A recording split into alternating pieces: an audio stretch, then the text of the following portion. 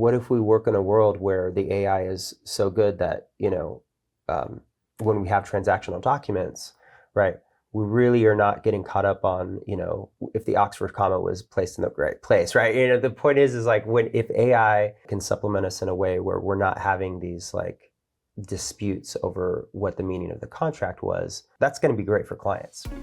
Hi, Zach Padgett with Orrick here with RC Rondero De Mosier. Great, that's fantastic. You're an a lawyer turned operational consultant for lawyers and law firms. Well, thanks for having me. Yeah. I've been fortunate enough for the past couple of years to take the experience that I had working in startups, working in technology companies, and then applying the operational knowledge that I gained back with lawyers. Right around the same time I started consulting, we saw this wave, as you said a couple of years ago, about with GenAI, right? And so what began as like using ChatGPT to troubleshoot my business value proposition became like, oh wow, this is a very useful tool. Right. I wonder what other tools are out there. And so I built a practice around that, a consulting practice around that. When I speak to lawyers, law firms about what they're doing around AI, some of the lawyers in the firm are really excited, they're gung-ho, they want to try it out, and some don't want to be bothered. For me, when I see adoption really start to click is when you're actually making somebody's day easier, right? And AI has a lot of promise for that, know?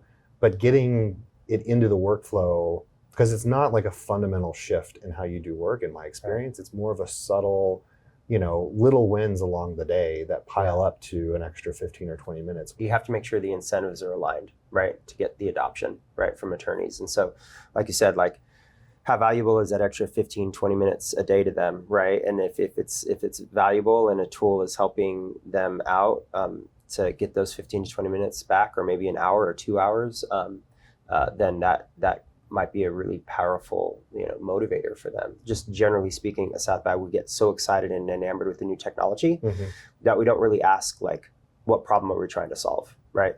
What products are we creating that AI can be particularly useful for, that are going to take some of the painful parts out of the practice of law, right? I love timekeeping, and so AI-based timekeeping products, I think, are a really fantastic use case. Not that I love timekeeping. I think I dislike timekeeping. I think I love the AI products that help with timekeeping. Yeah, exactly. I mean, talk about a major pain point in a lawyer's life. It's like the 6-minute increment that you have to live your life by. Exactly. Or, like, I don't know what it's like for you, but for me, going from blank page to first draft is one of the most painful things, right? So in my experience as a lawyer, sentence. Right, exactly, right? Like, where am I going to start? I've got like this. I'm already using the passive voice. What do I do? But I think we've only scratched the surface on the potential for generative AI outside of just when you're working in Microsoft Word, like, drafting something or editing something. And I think that any fears that it will be the end of lawyers, I think, are probably exaggerated as well, right? Because sure, I can have any kind of document created by AI, but I always like to tell people that's a good first draft. You still have to lay eyes on it. You have to think strategically. You have to tie it to the underlying facts. Exactly, tie it to the underlying facts. Today, none of these tools truly understand what's going on inside the client relationship, what you're trying to accomplish with this specific deliverable.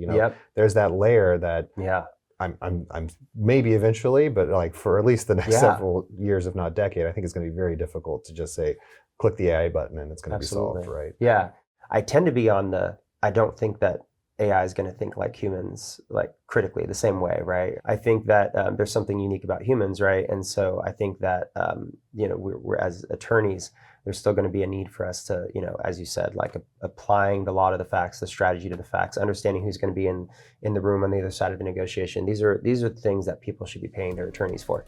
Well, RC, thank you so much for coming in. It was really great to talk to you about this. Oh man, thank you for having me. This was a lot of fun.